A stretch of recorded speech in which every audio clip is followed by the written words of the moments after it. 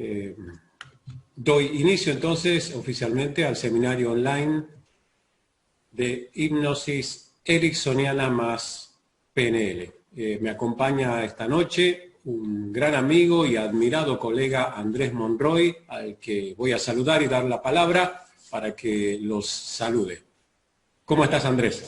Gracias, Edgardo. Muy bien, muy contento de compartir contigo estos espacios con esta gente que tenemos acá, un montón de gente pues interesada en el tema y nosotros deseosos de llevarle información de valor. Así es que bienvenidos, señoras y señores. Muy bien, quienes me conocen saben que una de las características de estas sesiones, de estas reuniones, es que son bastante interactivas, participativas. Les vamos a hacer algo conversacional con Andrés. Tenemos 3 o 4 placas preparadas, no más que eso, para darle cierta estructura a esto, pero por lo demás va a ser como una conversación entre amigos, entre él y yo, entre nosotros y ustedes. Así que prepárense, más que a vivir un seminario, una experiencia, donde yo también estoy curioso por conocer más acerca de la hipnosis ericksoniana. Si bien dentro de la PNL manejamos algunos conceptos como es modelo Milton, de donde viene todo esto, pero bueno, Andrés es un experto en todo esto y seguramente nos va a saber guiar de la mejor manera. Voy a compartir la pantalla y les voy a pedir, eso sí, cuando yo comparto pantalla, pierdo la función silenciar micrófonos y les voy a pedir por favor que estén atentos a eso, ¿sí? Que mantengamos los micrófonos silenciados, interactuemos por el chat o hay una opción para levantar la manito si quieren participar. Así que bueno, aprovecho para saludarlos a todos, ya somos más de 40 personas en sala y pronto se irán sumando más seguramente. Así que... Buenas tardes, Edgardo y Andrés. Un gusto saludarlos. Buenas tardes, Emanuel. ¿Cómo estás? A ver, déjame que te ubique por ahí, Emanuel. Sí, ahí te veo. Sí, no sé si esto me deja poner... Si me das una mano, Emma, con los micros, si te parece. Dale, Edgardo, no hay problema. Ahí me pongo a chequear. Ok, genial, gracias. ¿Sí? Para que podamos mantener una buena calidad en la transmisión, porque por ahí hay personas que involuntariamente habilitan o no saben cómo manejar el tema del micro. Si me das una mano, así yo y Andrés podemos concentrarnos en la charla. Ok. Bueno, ¿estamos listos, Andrés? Completamente listos. Les voy a contar algo que vino a mi mente ahora que estaba preparando la charla, o sea, en este mismo momento. Digo, ¿cómo empezamos la charla? Me encanta siempre empezar con una historia, con una metáfora. Y creo que esto que les voy a contar es una historia, pero es una historia real. Un poco teatralizada, como me gusta a mí, por supuesto, pero tiene su sustento real. Allá por la década del 70, un par de locos visionarios, ¿sí?, que luego serían conocidos como los co-creadores de la programación neurolingüística, John Grinder y Richard Bandler, de ellos estoy hablando, muy jóvenes en ese entonces, jóvenes universitarios, ya docentes universitarios ambos, matemático uno, lingüista el otro, y con variada formación, ¿sí? Incluso John Grinder había estado en las Fuerzas Armadas de los Estados Unidos, o iba a estar luego, no recuerdo bien. La cuestión que eran apasionados de lo que ellos llamaban el modelado de la excelencia humana. Ellos estaban buscando de alguna manera esa diferencia que hacía la diferencia y por la cual algunas personas en determinadas áreas obtenían resultados extraordinarios y otras personas que aparentemente tenían las mismas capacidades, las mismas habilidades, los mismos recursos, pues no podían conseguirlo.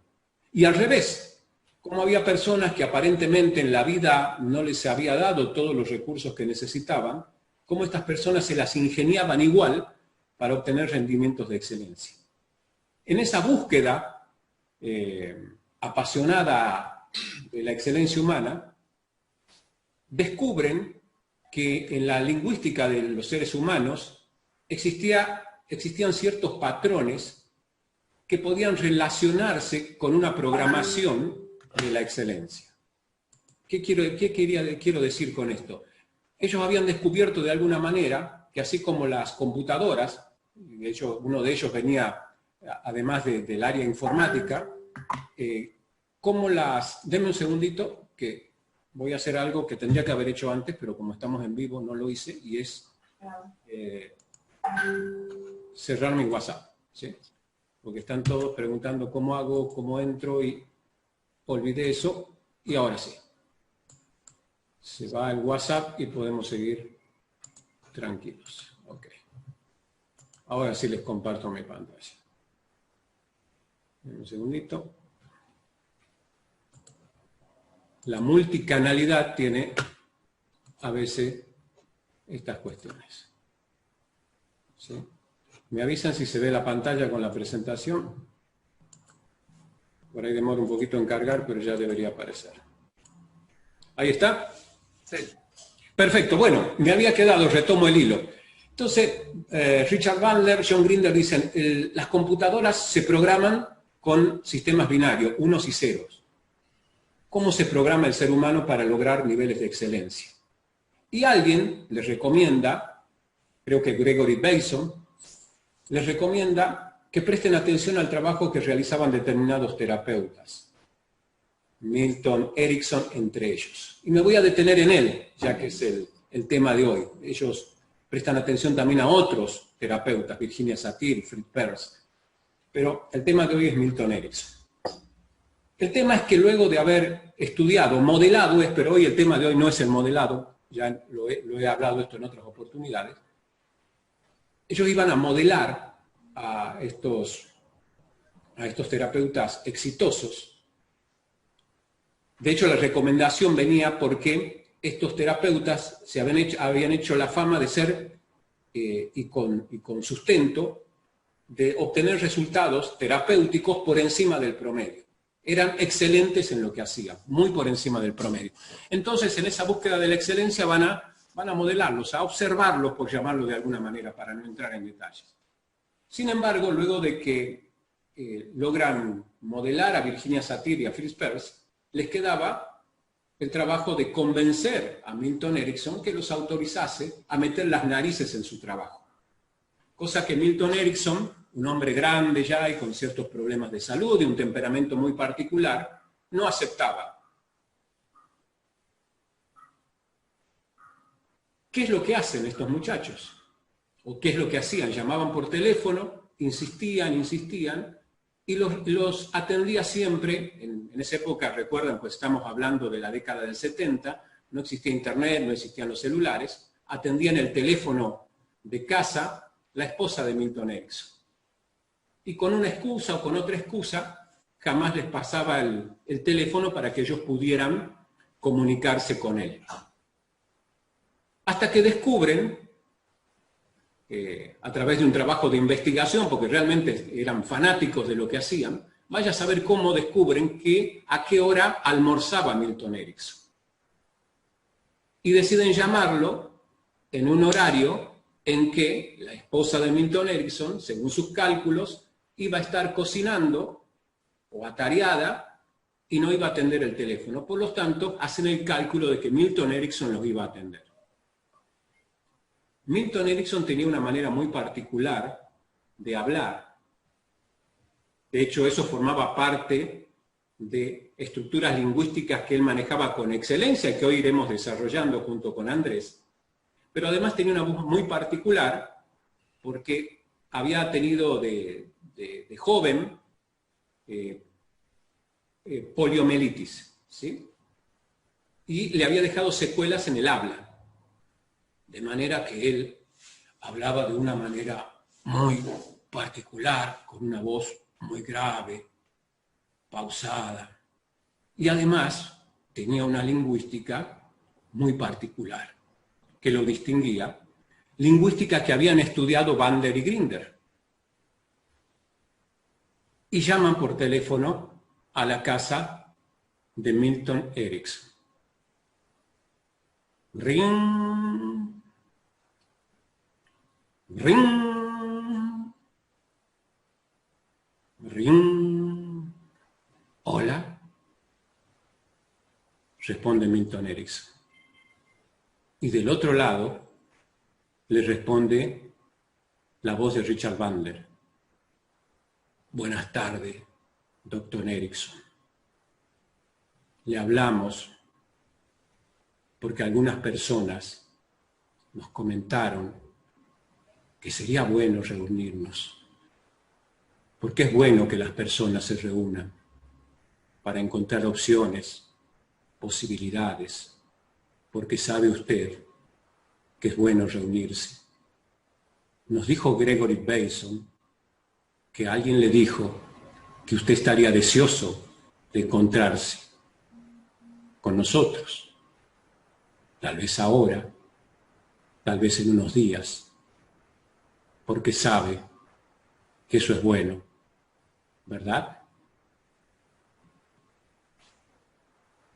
Milton Erickson colgó el teléfono, miró a su mujer y le dijo, quiero que estos muchachos de miércoles vengan a verme. Le habían dado de su propia medicina a Milton Erickson. Habían utilizado su propio lenguaje hipnótico para convencerlo de reunirse con ellos. Bueno, con esto quería abrir la charla, ¿sí?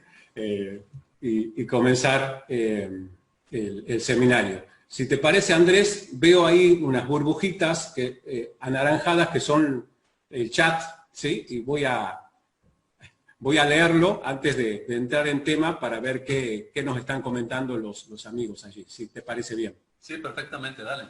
¿Sí? Mientras voy avanzando con la diapositiva para que ya entremos en tema. Voy rápidamente al chat, los leo, respondo si es el caso, o si son saludos, correspondo los saludos y seguimos adelante. A ver.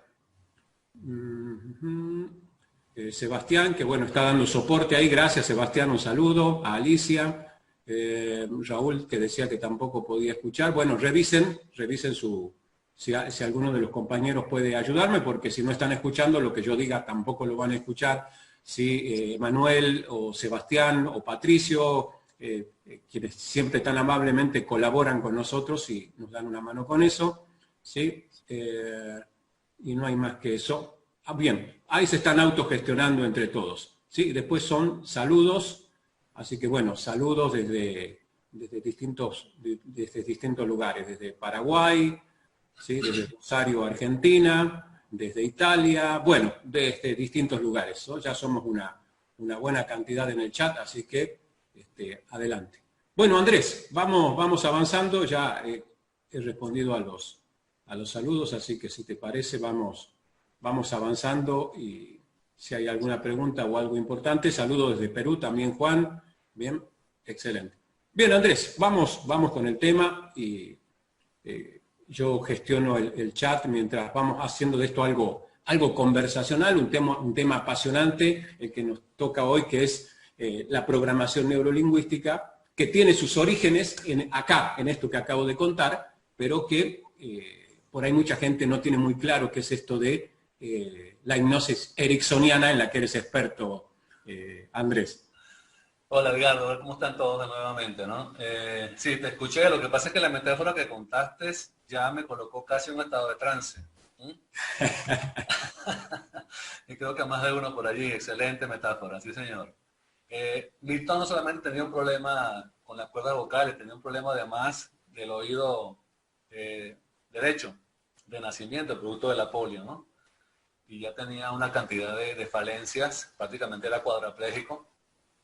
Le dio 2 veces la polio a los 16 años y ya después, siendo adulto nuevamente, le repitió y fue capaz de superarla y llegar a vivir una vida, casi 80 años de vida.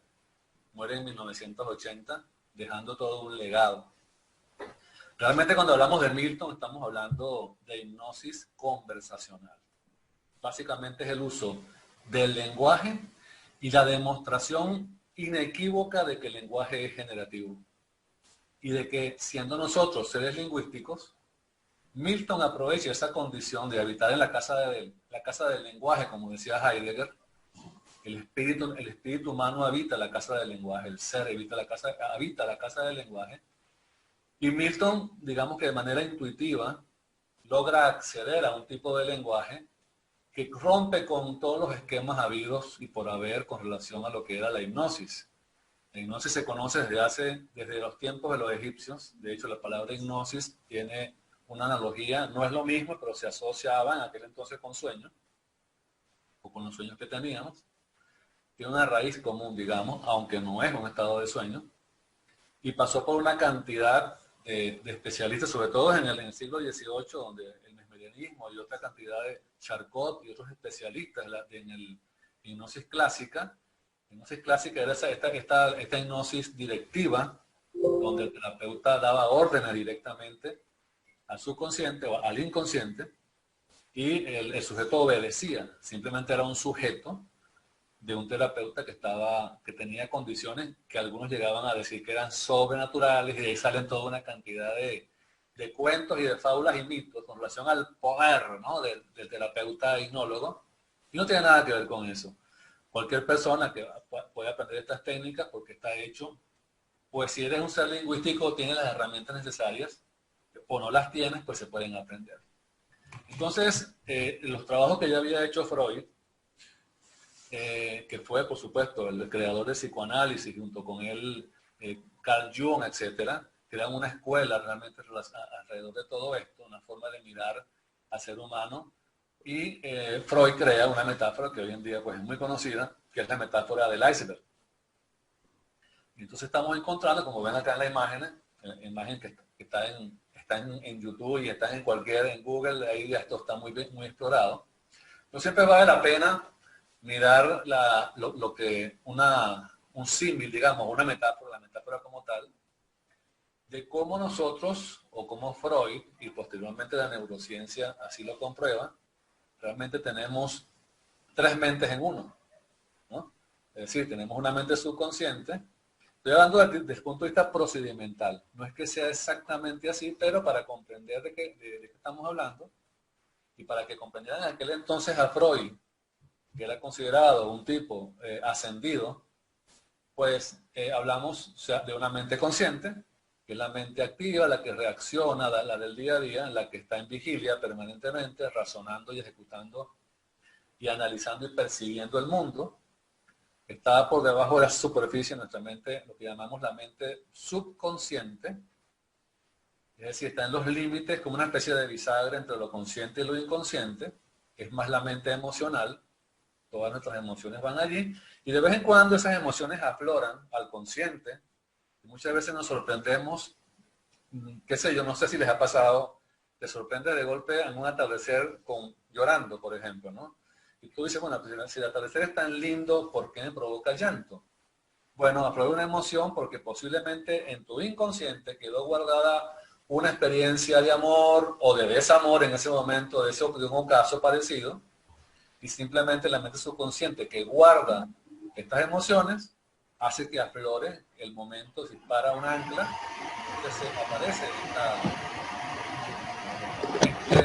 esta reacción, en este caso emocional.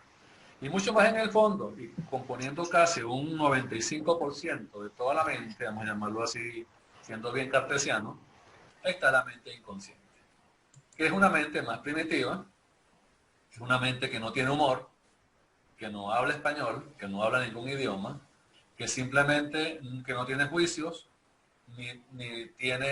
no evalúa, simplemente es. Y en esa mente inconsciente, Freud decía pues que ahí se guardan todas nuestras represiones.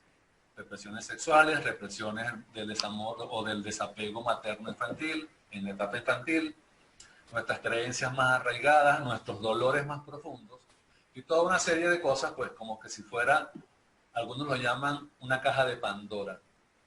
Es decir, una caja que preferimos no tocarla porque no sabemos lo que hay allá adentro y qué puede salir. Entonces, ¿qué ocurre con esto? ¿Qué hace Milton? Milton consigue una llave para entrar a esa profundidad, que hasta ese momento, repito, era en un proceso de trance profundo, a partir de la hipnosis clásica, tal como yo la había aprendido inicialmente, hace muchos años. Y efectivamente, llevas a la persona a trance, la persona es conducida, voz hipnótica y todo lo demás, y en el proceso de trance se colocan las sugestiones y se le dan prácticamente las directrices a ese inconsciente para que tomen las medidas que tiene que tomar. Por ejemplo, había voy a contar un caso cortito que me parece muy interesante, de los muchos casos que vi, el caso de un señor que era obeso y que quería adelgazar. Entonces, el tema del señor era que consumía grandes cantidades de carbohidratos en el almuerzo, platos y sobre todo bebidas muy azucaradas. Y en aquel entonces me acuerdo que la inducción fue, la sugestión fue, a partir de mañana, al consumir la mitad de la dieta, sentirás saciedad. Ese fue subliminalmente, digamos, para hacerlo corto, cuál fue la sugestión. Bueno, a los pocos días me llamó la esposa para decirme que qué le había hecho yo a su esposo. Porque el tema era que el hombre estaba dejando de comer, que había dejado las bebidas azucaradas y que estaba perdiendo peso y que se sentía muy bien. Fíjate, esa es una forma de tú llegarle al inconsciente. Por supuesto, hay un protocolo que hay que seguir, hay un procedimiento que seguimos. Pero después cuando comencé a trabajar con la hipnosis ericksoniana, me di cuenta que Milton prácticamente desbarataba todo aquello. Que realmente no es necesario ir a un trance profundo para que el inconsciente se haga permeable a las sugestiones.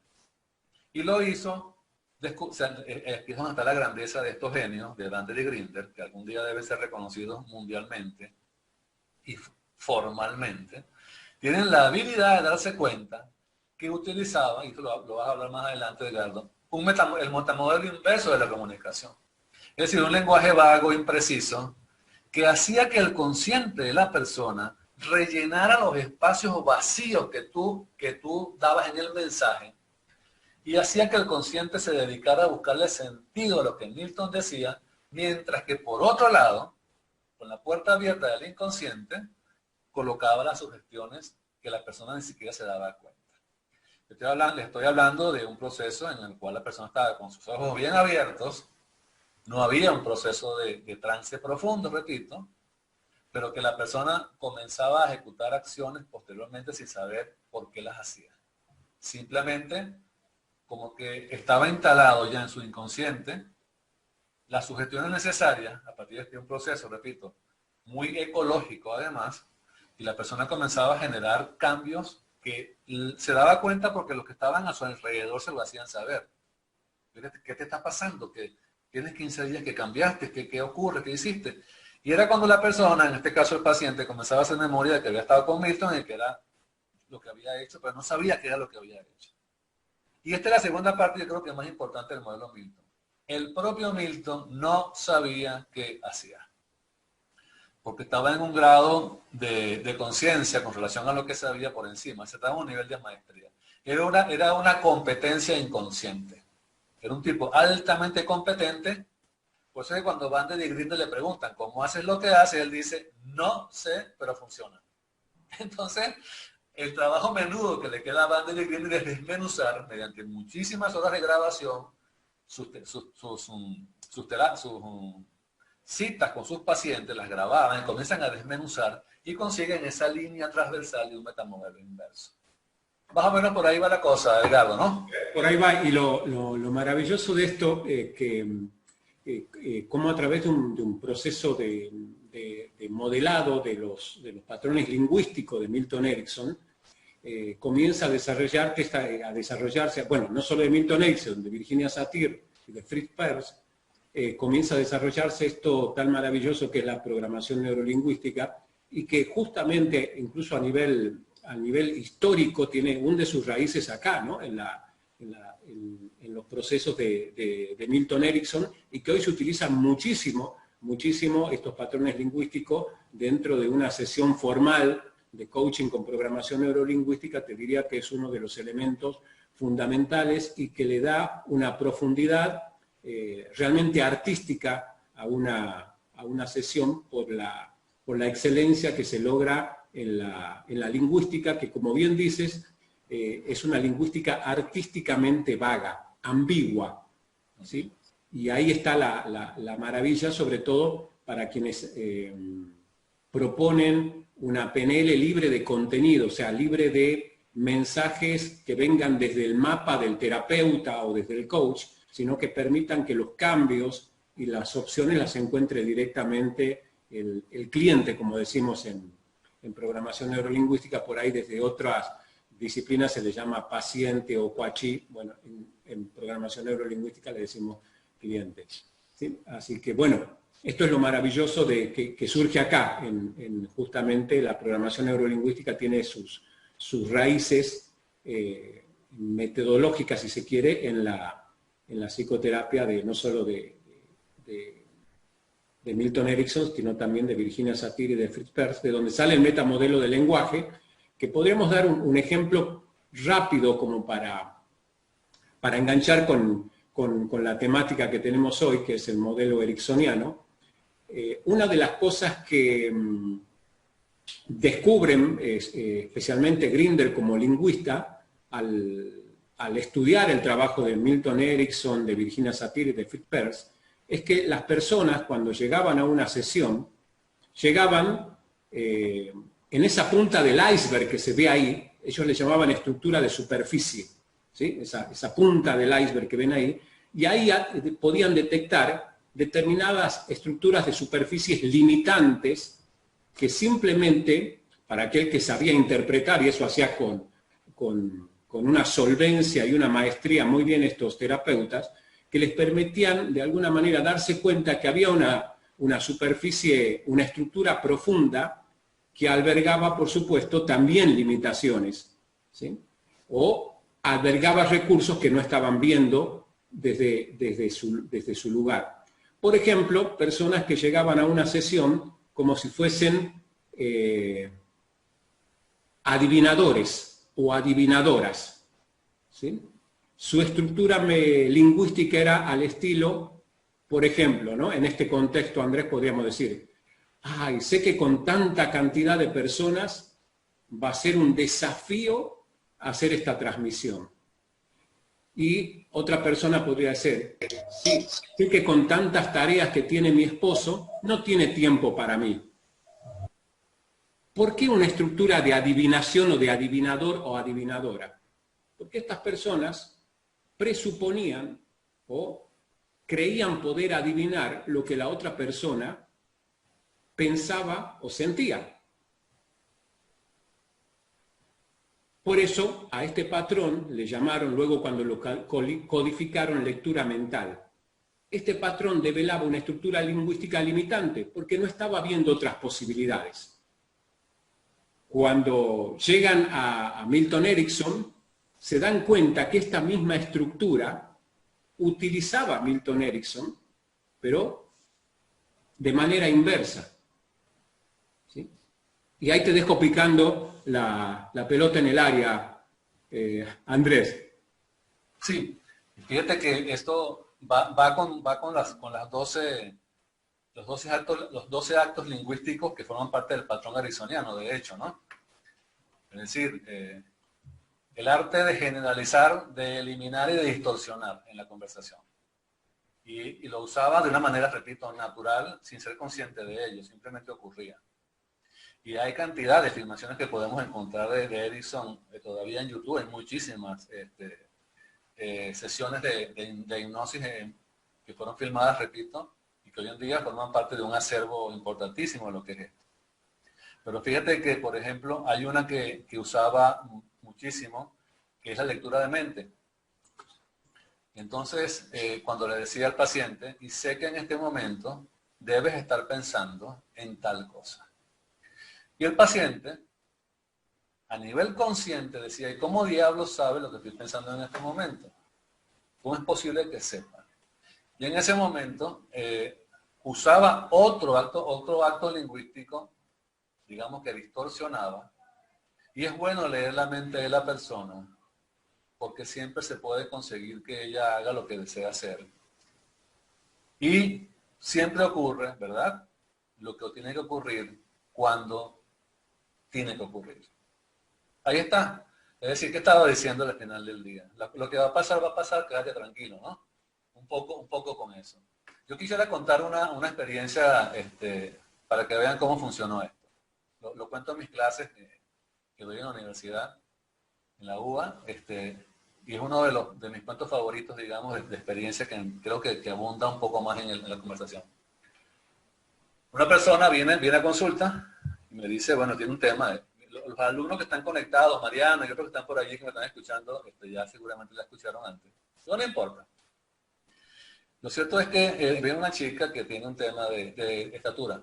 Si su cabeza está que es pequeña de estatura y no se corresponde con los estereotipos de una mujer exitosa. Imagínate tú, ¿no? Y bueno, se ve, bueno, ¿cuánto mide? Mide unos 58. Tú le puedes ir por dos vías a esa persona. La puedes intentar convencer que unos 58 en una mujer en Latinoamérica está dentro del promedio, digamos. Unos 60 no está, 2 centímetros del promedio no es malo.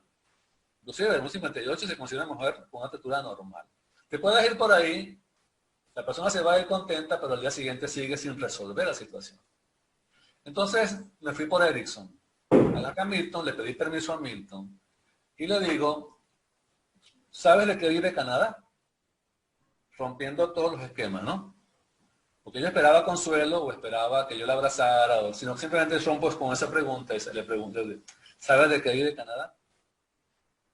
Se siente sobresaltada por la pregunta, no tiene ni idea. Me dice, no, ni idea. O sea, ¿a qué viene esto? Le digo, no, muy interesante, Canadá vive de la madera y de otros recursos, pero la madera es uno de sus recursos favoritos, principales. Cultivan pinos de manera sistemática y ecológica y los cosechan y le venden madera al mundo. Ella sigue sin entender, o sea, está buscándole sentido a lo que yo le estoy diciendo.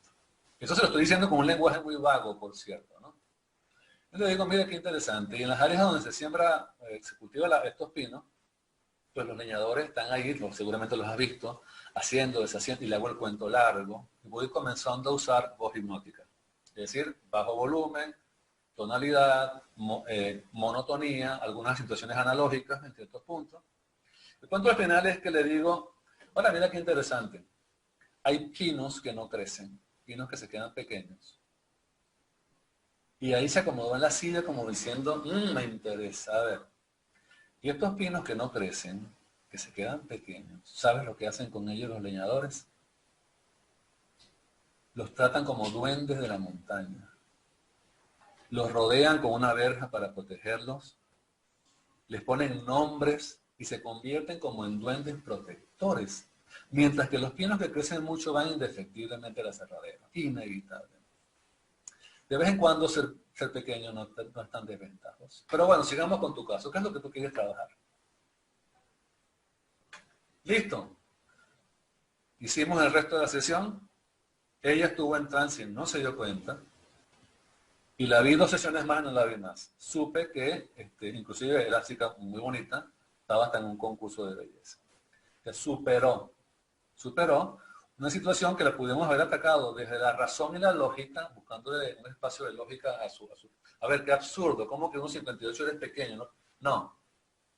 Aquí Milton demuestra, el modelo Milton empleado, utilizando este lenguaje vago e impreciso, con una metáfora que ella se esperaba cualquier cosa menos hablarle de Canadá. Por cierto, yo no sé si eso es verdad o no en Canadá. Y es lo de menos.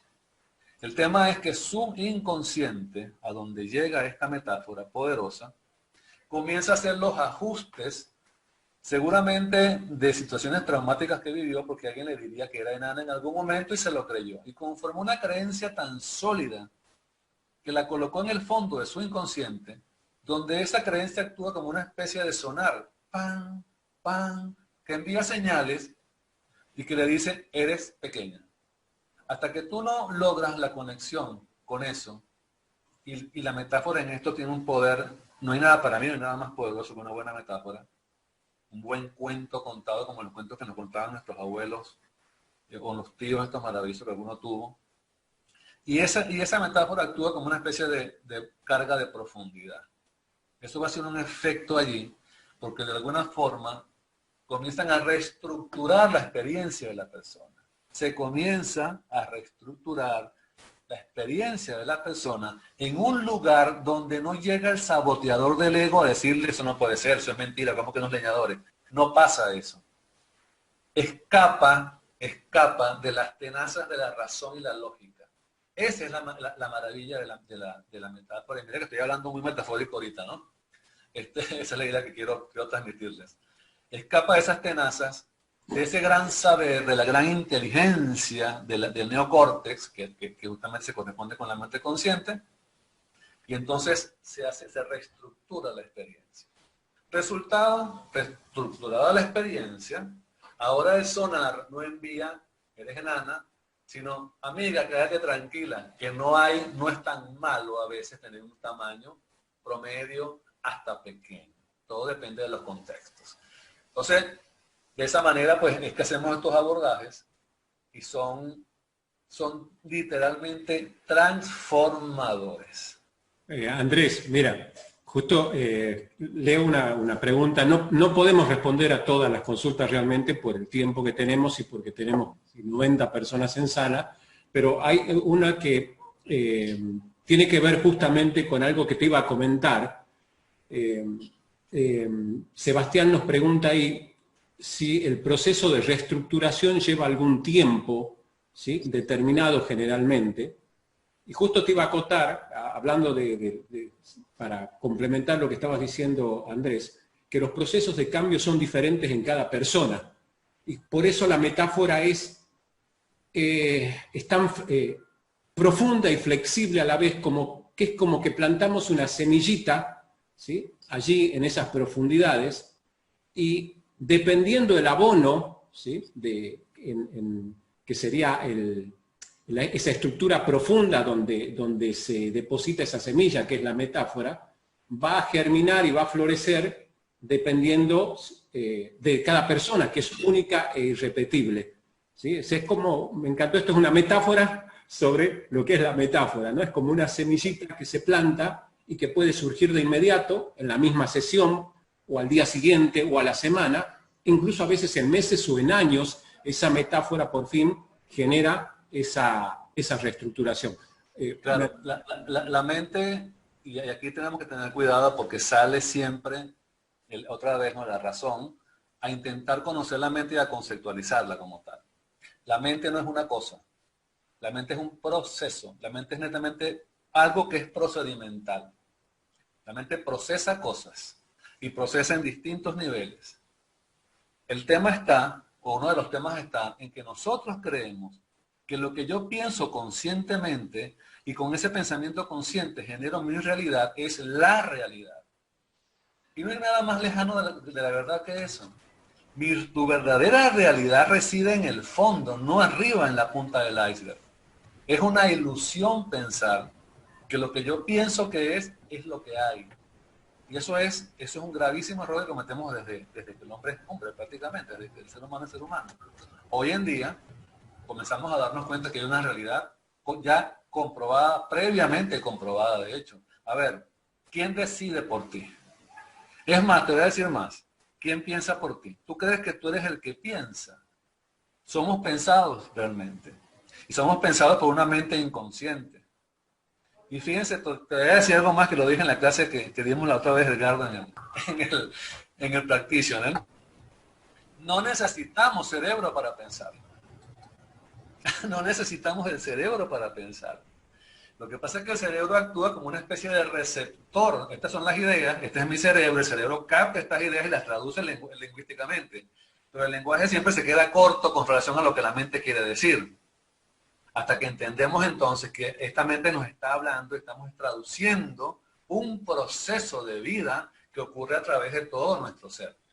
Es una concepción maravillosa esto, disruptiva de los últimos 30 años para acá. Yo creo que se viene avanzando en esto de manera espectacular.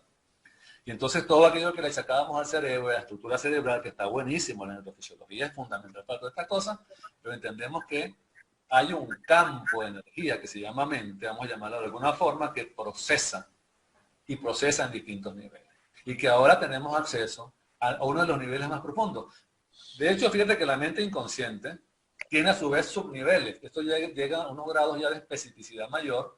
Mente inconsciente intermedia, mente inconsciente más profunda. Y lo último, desde el punto de vista esquemático, es la mente, lo que llamaba el inconsciente colectivo, como lo llamaba Jung. Es decir, un campo morfogenético compartido universalmente por todos los seres humanos. Los famosos arquetipos. Entonces, esto es una cosa extraordinaria. Se sale más allá, voy mucho más allá de mí mismo. estoy integrado a una naturaleza mayor, a una inteligencia mayor, a la cual podemos acceder. Solo que nuevamente interviene el cancerbero, que es la mente consciente, y te dice que eso no tiene razón, que no tiene lógica. Bueno, eso es anecdótico porque con el tiempo se va a ir venciendo solo. Entonces es todo un tema, ¿no, Edgardo? Es así, antes de entrar al eje de la charla ya, tenemos 45 minutos ya, parece que no, pero tenemos. Antes de entrar al próximo tema, que es hipnosis y las leyes de la mente, había algunas preguntas acá que me gustaría brevemente, si lo podemos desarrollar, y si quiere charlar, dar nuestra mirada a Andrés, si te parece. Acá José nos pregunta, José Carlos, que aprovecho y lo saludo, estudiante de la Academia de Lima, Perú, dice, para hacer la metáfora se requiere saber cuál es la situación en particular a trabajar, cómo logramos acoplar esa metáfora con el cliente. Bueno, yo tengo una mirada, la doy brevemente y luego lo hacemos como un conversatorio, si te parece, Andrés, sobre este tema. Que está relacionado también con algo que pregunta, al menos mi respuesta, es otra pregunta, pero mi respuesta la voy a relacionar con lo que pregunta Ana, que dice, si puedo dar un ejemplo de metáfora para ataque de pánico.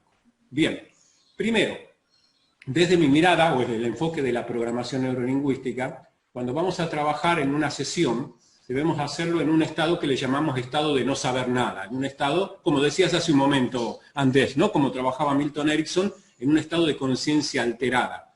Por lo tanto, si yo hiciese metáforas a pedido, ¿sí? Estaría rompiendo, primero que la persona lo interpretaría desde la parte consciente, o sea, me está haciendo un pedido consciente que quiere una metáfora para tal cosa.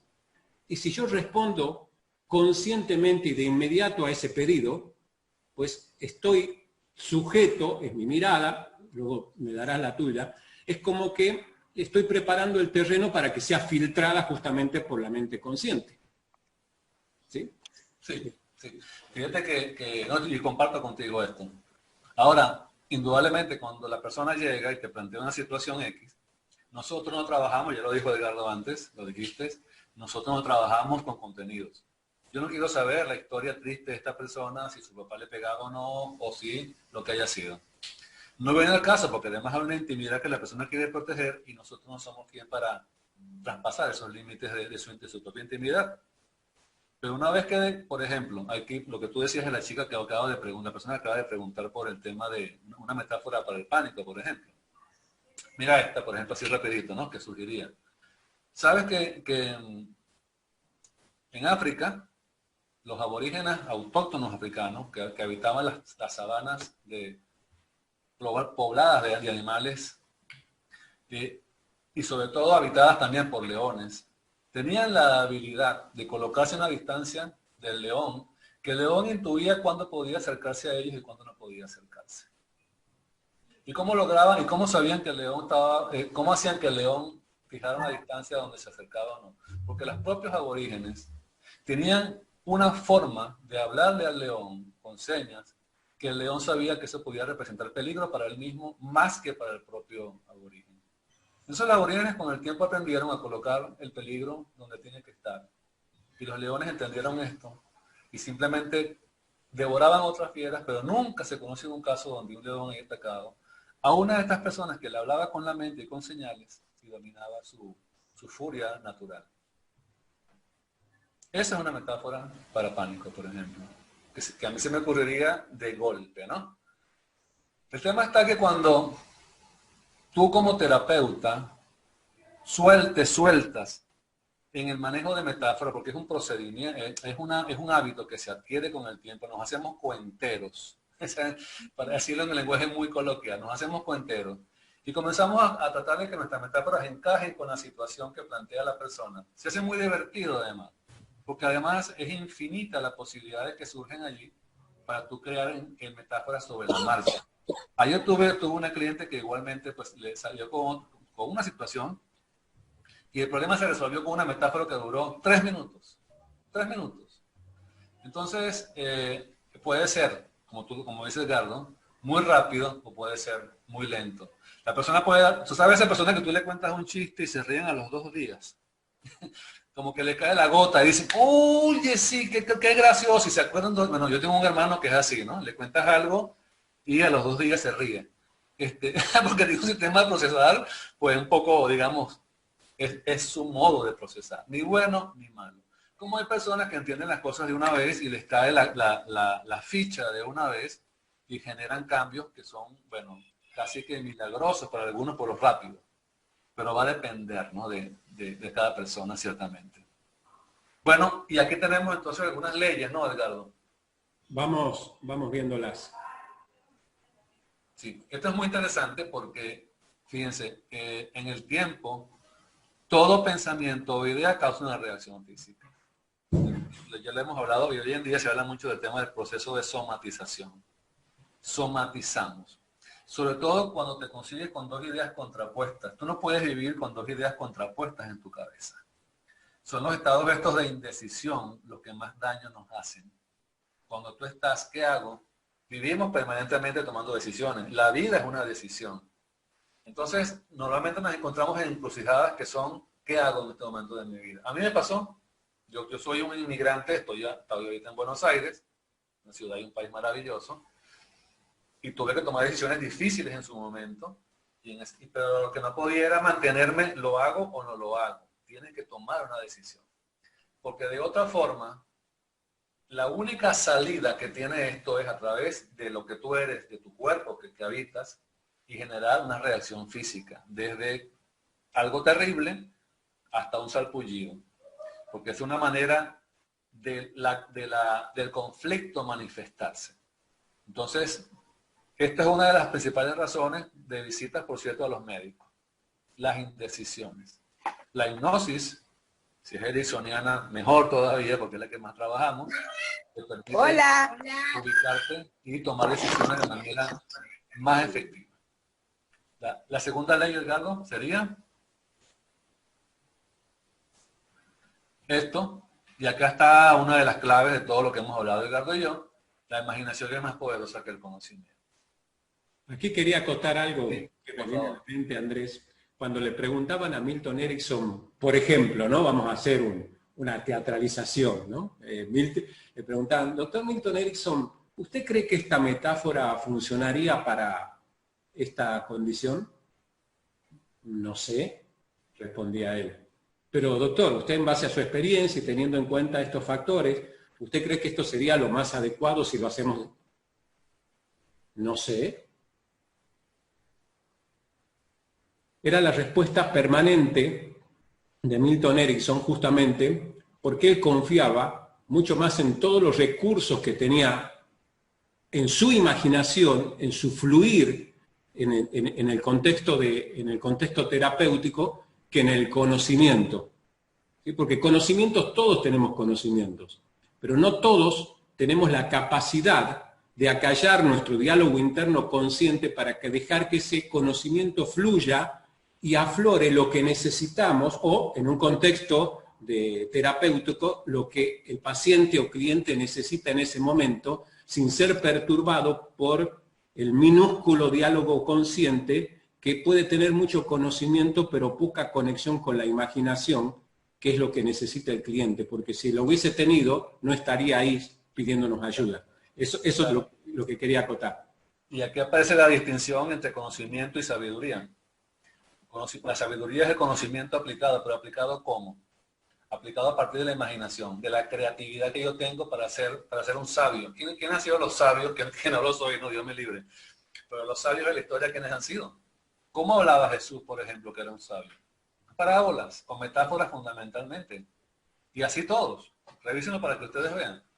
Entonces, la otra cosa que tiene que ver con esta ley es que todo lo que existe primero fue imaginado. Tu vida hoy, y me disculpan si toco algunos callos por ahí, tu vida hoy la imaginaste de alguna forma un tiempo atrás.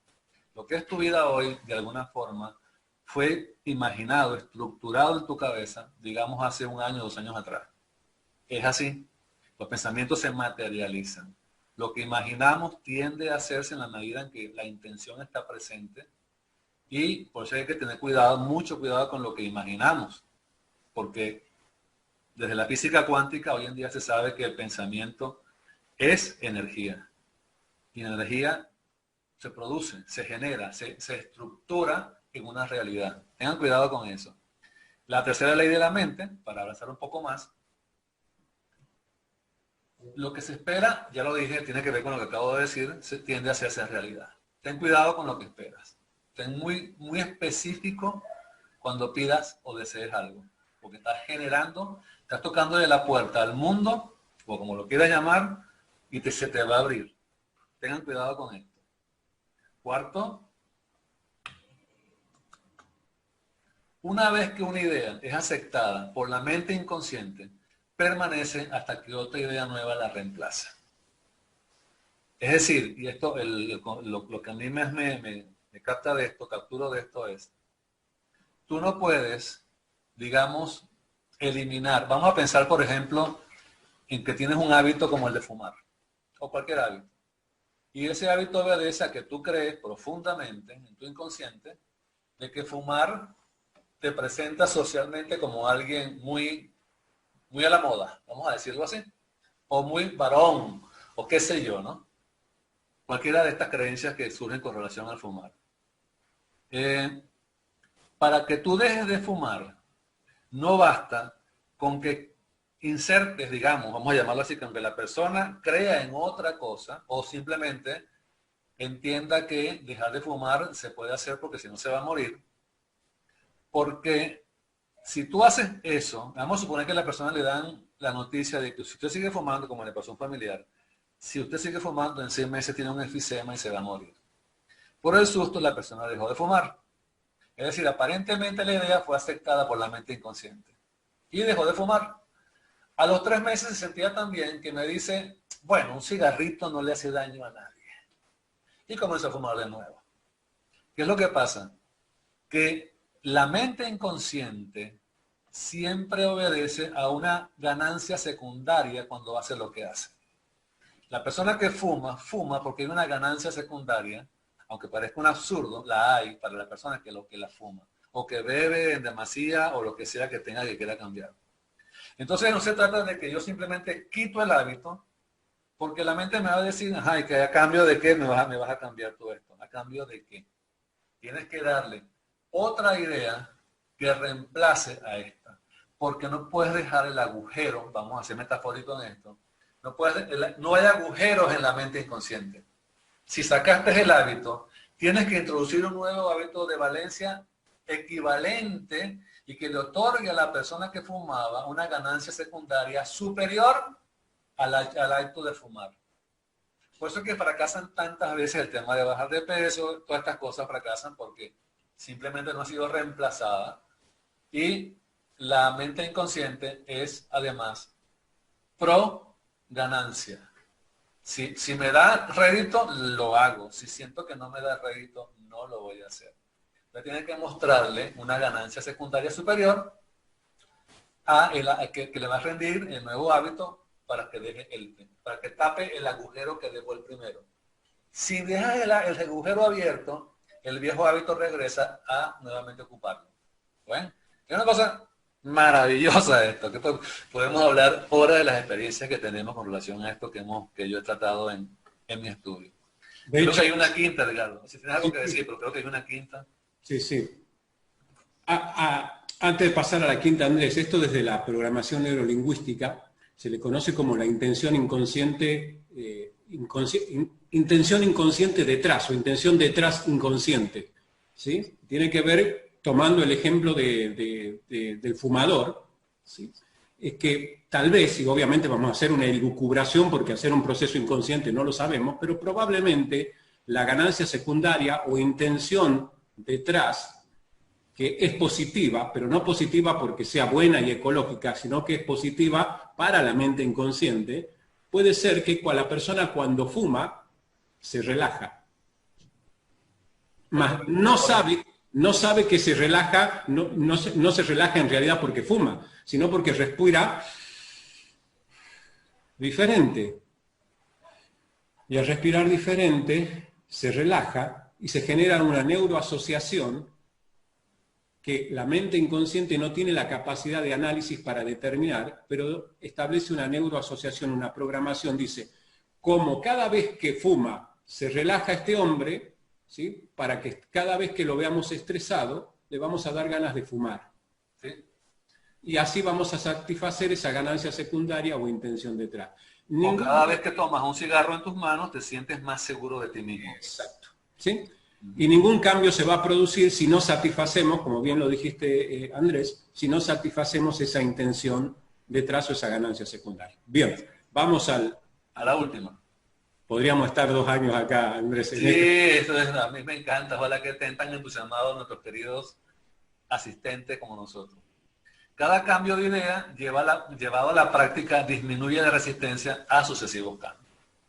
Muy simple, ¿no? A ver, para explicarlo otra vez con un ejemplo. Te cuesta mucho hacer ejercicio. Ok. El primer día es horrible porque es a las 6 de la mañana que tienes que ir al parque a darle 4 vueltas al circuito. Oh, bueno. El segundo día, qué fastidio, es peor porque hay un pico, ¿no? El tercer día estás que abandonas, pero el cuarto día dices, bueno, la verdad es que no es tan malo. Quinto día, y entonces ya el quinto día tu cerebro, que es un animalito de hábitos, le gusta mucho la repetición, le gusta mucho la rutina, y dice, la verdad es que no fue tan mal, la verdad es que me estoy sintiendo muy bien. Esto no es consciente, ¿no? Y entonces ya, más o menos, si sigues con eso, prácticamente los 15 días ya no puedes dejar de ir al parque a hacer tu rutina. Entonces, funciona como una especie de dominó. Cuando tú haces hipnosis, y comienzas a... ¿Qué decía Milton? Milton decía, no importa el tamaño de cambio que produce la persona. No importa si es pequeño o es grande. Porque el pequeño, y aquí esto sí son palabras mías, eso no lo dijo él, pero es lo que yo asocio. El dedo pequeño es este, suponte un cambio pequeño a nivel inconsciente, hace esto. Tumba esta pieza que es más grande, esta tumba esta pieza que es más grande, tumba esta pieza que es más grande, y hace un efecto dominó. Es decir, un cambio, el aleteo de una mariposa en Hong Kong hace un vendaval, un huracán en Nueva York, dice, ¿no? Llevando esa analogía a este tema, funciona de la misma manera. Un pequeño cambio puede generar en ti una transformación que ni te imaginas que puede generar para bien, por supuesto, ¿no? Siempre para bien. Así es que es atreverse a dar el primer paso. Y no un paso grandioso, cuántico, un salto en el vacío. No. Nosotros no queremos eso, ni trabajamos de esa manera. Es detectar la punta del ovillo y una vez que la alas, ya está. El ovillo es tuyo, porque lo que te queda es ya desenredar lo que hay que desenredar. ¿Vale?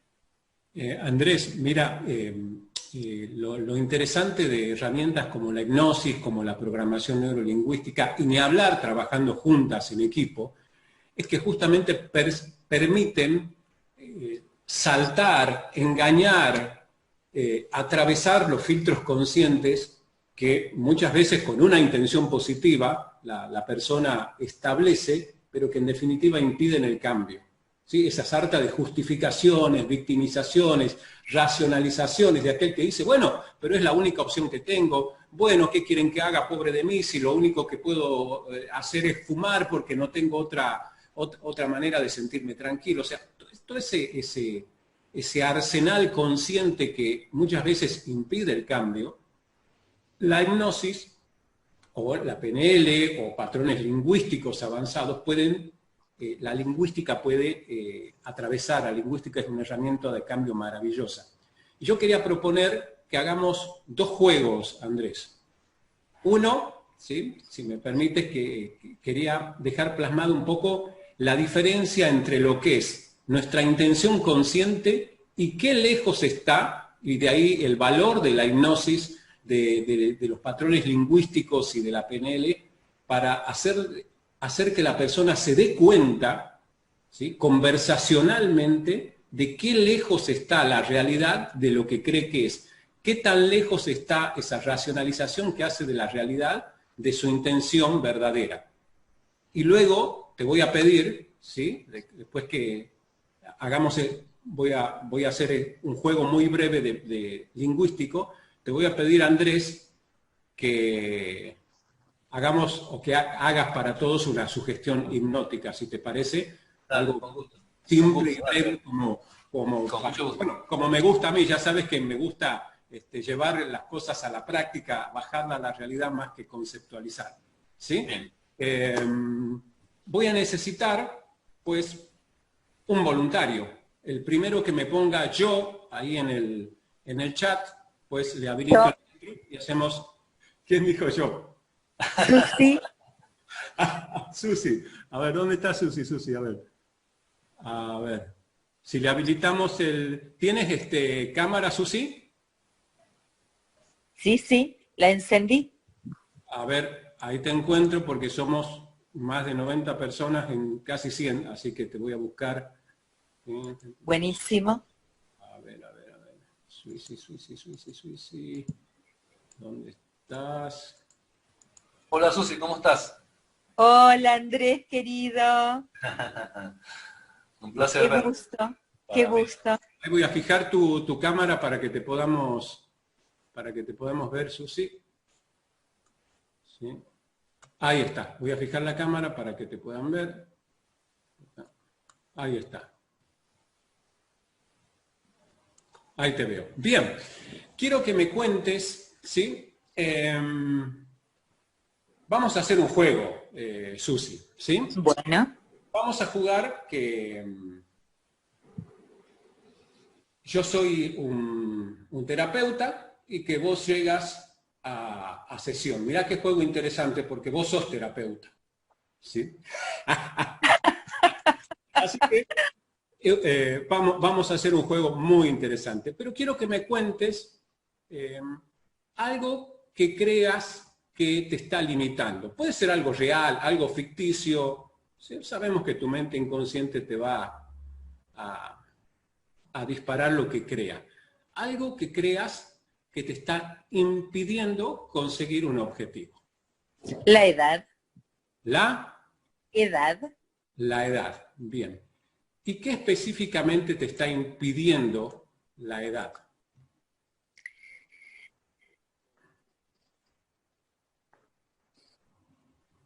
El sentir en mi cuerpo físico, que no coincide con el resto de los cuerpos que están a full,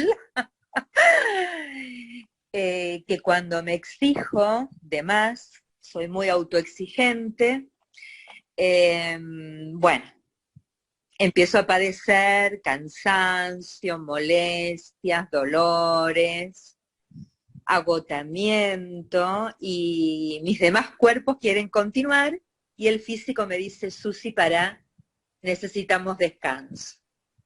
Necesitaba descanso. Y me estás diciendo entonces que la edad es lo que te produce todo eso. Sí, en realidad no es el número de la edad, Ajá. sino cómo el cuerpo se fue transformando a través del tiempo. Bien. El cuerpo físico, porque mis demás cuerpos tienen todos 20 años.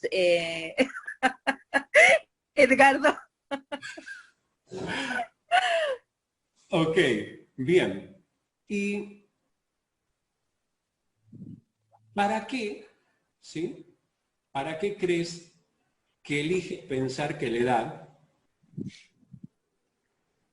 es lo que te produce eso?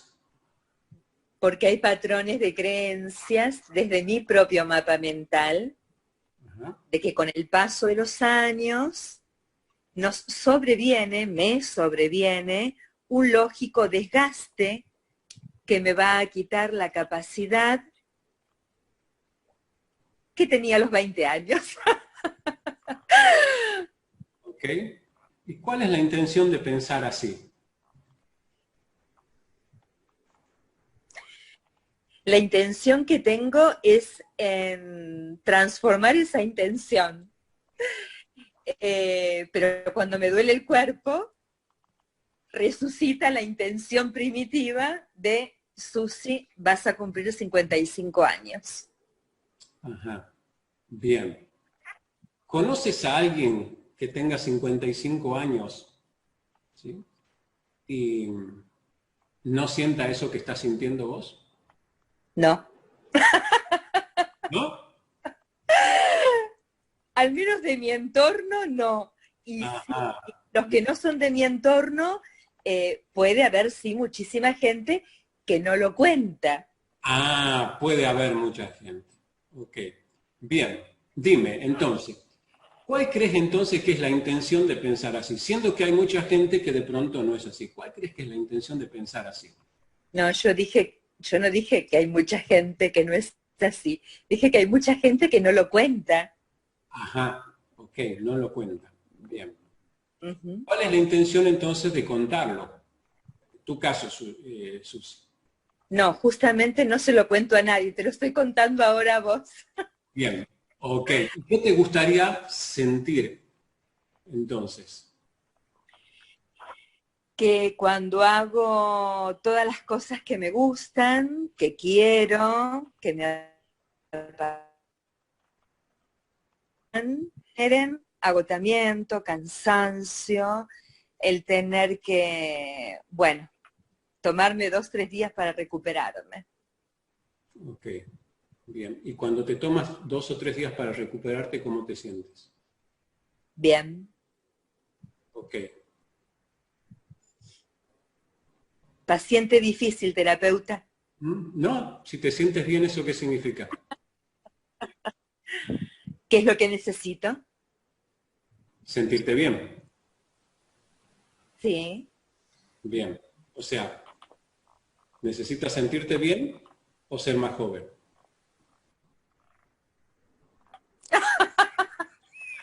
Me encantó. ¿Ok? Necesito sentirme bien y si es posible ser más joven por el mismo precio. Ok, gracias. Sos divino, Edgardo, me encanta porque Ok, sí, la facilidad. bien. Un beso, un beso. Por eso sos mi maestro, por eso sos mi maestro. Gracias, gracias, Susi. Bien. Bien, le agradezco muchísimo a Susi, además, porque básicamente lo que quería hacer a través de un trabajo de indagación lingüística es ver qué lejos está a veces lo que conscientemente decimos que nos pasa de lo que en realidad nos está pasando. Claro. Y cómo la indagación nos puede llevar a descubrir eso. ¿Sí? Podríamos seguir con Susi un año, ¿sí? Pero lo hicimos lo más rápido No lo duden, no lo duden. Entonces, Besos, besos. un poquito sumando a lo de Edgardo, eh, el tema está en el foco también, ¿no? ¿Dónde colocamos el foco de nuestras insatisfacciones? La insatisfacción surge en el momento en que alumbramos donde no es necesario alumbrar. Porque donde está el foco, como dice el dicho, va la energía. Si yo me enfoco en un tema de edad, como bien lo contó Edgardo, estoy alumbrando hacia donde no es, porque además es un tema que yo no puedo evitar que mañana cumpla 56 y después 57. El tema está que si yo hago foco en reconocer primero mi realidad biológica y hago foco en una realidad todavía que es mayor, que es mi deseo de hacer y de ser, entonces cambia la perspectiva que tengo yo que ver, que estoy generando con relación a mis capacidades o no. Es De un hecho, tema, es un tema de conciencia nuevamente. sí. Les voy a dar un ejercicio así, que lo hacemos en clase también, cortito, cortito, mira. Así como Edgardo te hizo esto, de la esfinge egipcia, ¿no? Muy bueno. Y a los que nos están escuchando ahorita, imagínate tú con tu cabeza dando vuelta a tus pensamientos, ¿no? Y la preocupación que te genera, en este caso, Susi, la preocupación que te genera el tema, la percepción que tienes, cómo te miran sobre todos los otros, qué historia cuentas de ti en este momento, tus 55. Todo eso es conciencia enfocada en el. Y mientras estés enfocada en eso, todos los juicios y creencias están dando vuelta como moscas a tu alrededor. O sea, no hay salida aparente mientras mantienes el foco de atención de tu conciencia acá. Ahora, haz el siguiente ejercicio. Visualiza que esa conciencia, tal cual, la puedes bajar y colocarla 2 dedos por debajo de tu ombligo, donde está el centro del equilibrio del ser humano está por debajo del ombligo. Esto lo veo yo acá en mi casa cuando hago terapia. Bajas este nivel de conciencia que lo colocas 2 dedos por debajo de tu ombligo y la conciencia entonces la sacaste de acá arriba y la colocaste acá abajo en tu centro. Te sugiero además que con tu dedo medio hagas una pequeña digitopresión debajo del ombligo y lo mantengas ahí, como que el cuerpo sienta que es ahí la cosa, ¿no? Para que no pierdas la parte kinestésica. Y quédate así, simplemente, sin hacer más nada, 3 minutos. Haz la prueba. Y vas a Lo hago. ver cómo se diluyen como nubes en el cielo tus preocupaciones y comienzas a ver una claridad que antes no estaba. Tan sencillo como eso. Tal Eso cual. hace que te lo dejo ahí para que remates con lo que te acaba de decir Edgardo, ¿sí? Tal cual, Andrés, ¿puedo agregar algo? Por favor. La conciencia se va a ese punto y suelta todas las creencias anteriores. Claro. Y te vas a dar cuenta de algo más todavía. Te vas a dar cuenta de algo más todavía. La conciencia no tiene rostro, no Y tiene tampoco nombre, edad. ni edad, Y ni hace juicio, tampoco edad. ni prejuicio. Cuando la bajas de acá, que es el todo lo sabe, para acá, donde simplemente me dejo fluir por la vida. Haz la prueba para que tú veas. Bueno, gracias Susana, excelente tu participación. A vos, Andrés, gracias. Bien, Bien, Andrés, ¿qué te parece si vamos cerrando una inducción. con una muy buena inducción de esas que... Bueno, vamos a medir el grado de sugestionabilidad de la persona. Es decir, casi como decíamos que no todo el mundo procesa a nivel inconsciente lo que procesa a la misma velocidad, no toda persona es sugestionable. Porque en la medida en que la persona es más sugestionable, es más permeable a este tipo de lenguaje vago e impreciso. Es más permeable a las sugestiones hipnóticas, es más permeable al proceso como tal. ¿No? ¿Con esto qué quiero decir? Hay personas que hacemos, por ejemplo, mi esposa, Yamilet, los que la conocen bien, saben que mi esposa en 30 segundos está en trance. Es decir, tiene una facilidad, una permeabilidad tremenda para la sugestión. Hay personas, y eso no es bueno ni malo, simplemente es nada más. Y hay personas pues, que les cuesta un poco más. Todo el mundo es sugestionable, todo el mundo lo somos. Porque si no, no había impacto en nuestras vidas de la televisión y las propagandas que vemos y nos llevan a comprar lo que uno nunca hubiera pensado que iba a comprar en la vida. Entonces somos sujetos muchas veces de sugestiones y no nos damos cuenta de ello. Bien, hagamos una prueba muy sencilla, una prueba se llama una prueba ideomotora, muy sencilla además para efectos de esta charla, esta corta charla. Ahora te hago un mate, man. Esto correspondería a un proceso de enseñanza mucho más largo.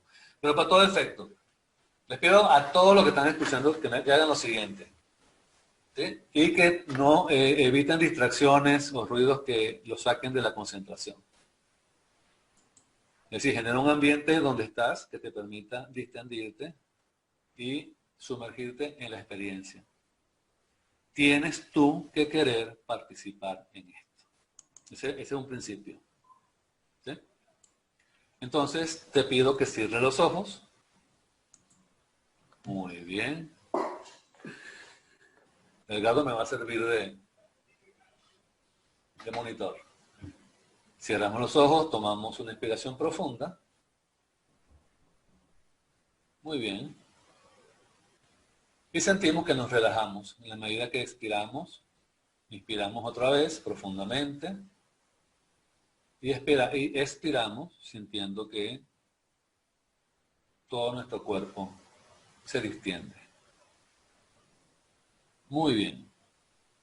Con la fuerza de tu imaginación, imagina en la mesa que tienes frente a ti, en ese espacio que tienes frente a ti, seguramente una mesa, un escritorio, imagina una jarra de vidrio con agua. Una jarra de vidrio transparente con agua y mucho hielo.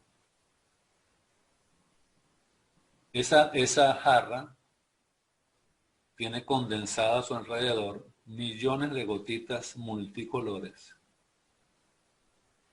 que a la distancia que estás de ella puedes percibir que está muy, muy fría esa agua. Bien. Siguiente paso. Pon foco en tu mano dominante. Vale decir, si eres derecho, en tu mano derecha. Y viceversa. Hacemos foco en nuestra mano. Dirige toda tu atención a tu mano, a tus dedos. Bien. Ahora, lentamente, vas a levantar tu mano y lentamente la vas a dirigir a la jarra de agua y lentamente la vas a introducir dentro de ella. Ya, por favor. Al hacerlo, puedes sentir el frío intenso que recorre, que envuelve tu mano. Es un frío que quizás se experimente en el polo o en la Antártida. Es un frío, inclusive más frío que el mismo refrigerador. Es intensísimo el frío que sientes y cómo todos los nervios de tu mano se entumecen con un frío que al principio es frío como tal, pero que luego quizás nos ha pasado alguna vez, quizás no. Sentimos que la mano comienza a entumecerse, a congelarse. Muy, muy frío, muy frío. Puedes sentir incluso que el frío sube por tu muñeca hacia tu codo, por tu antebrazo. Y puedes sentir además que sientes ya muy poco tu mano, como que si una especie de anestesia hubiese tomado cuerpo en ella. Como nos pasa muchas veces cuando nos colocamos un hielo en una herida o en una picada y sentimos que la piel o la zona se anestesia. Sientes tu mano en este momento carente de sensaciones, ya. Totalmente carente de sensaciones. Por favor, saca ahora lentamente la mano de la jarra. Y con la otra mano libre, tómala. Y mira qué sientes mientras le das un poquito de masajes.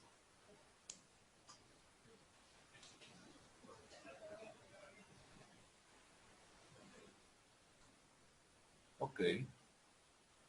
Puedes sentir cómo recuperas la movilidad y la sensibilidad de tu mano en la medida que le das un suave masaje. Muy bien. Excelente. ¿Listo? Podemos abrir los ojitos. Estamos aquí. ¿Algunos siguen con la manito congelada? Muy bien. Aquí es donde viene, les quiero preguntar. Levántela, no sé cómo tú preguntas, Edgardo, ¿no? Levante la mano el que quiera contar su experiencia. ¿Qué vivió en estos 3 minutos? Si quiere escribirla en el chat, o nos levanta la manito y le habilitamos el micro. Ahí Tony dice algo húmedo el dorso y la muñeca, ¿sí? Yo particularmente los dedos, ¿sí? Me llamó la atención porque yo metí toda la mano en teoría, pero los dedos son los que siento, ¿sí? ¿Sientes que en los dedos, Edgardo? Frío, en la punta de los dedos, acá. Ok. Ahí. Okay. ¿Sí? Okay. Sentí frío en todo el cuerpo, dice Susana, ¿sí? Ok. Mis dedos fríos, dice Sonia. Adormecida toda la mano hasta el codo, dice María. Ok. Sí. Sí. Una experiencia fría que recorrió el cuerpo, dice Miguel Ángel. Más fresca la mano, dice Sebastián. ¿Está? Fría, dice Mercedes. Frío. Bueno, Mariela dice que le interrumpieron, que no puede sentirle. Marta Solana dice, me encantó. ¿sí? No pudo sentirlo, dice.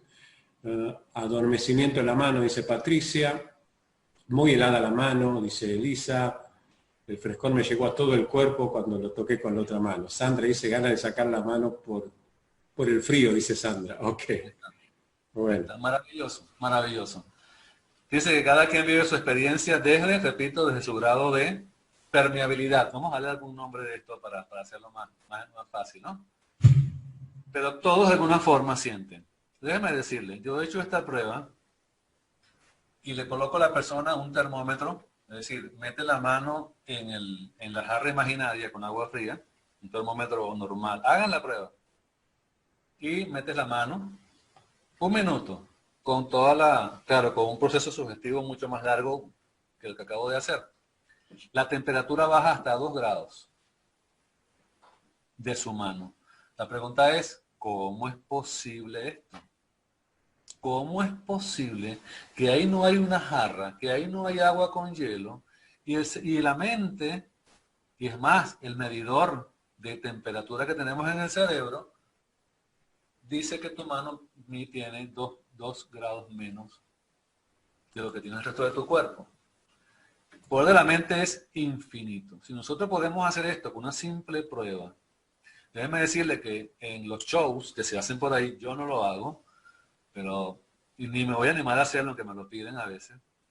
Tu mano que sacas de la jarra, en ese estado de congelada, vamos a llamarla así, puedo atravesar por acá una aguja y la persona no va a sentir.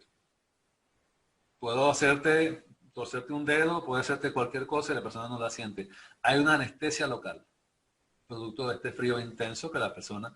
Entonces, a nivel cerebral, tus receptores de dolor se adormecen también para esa zona.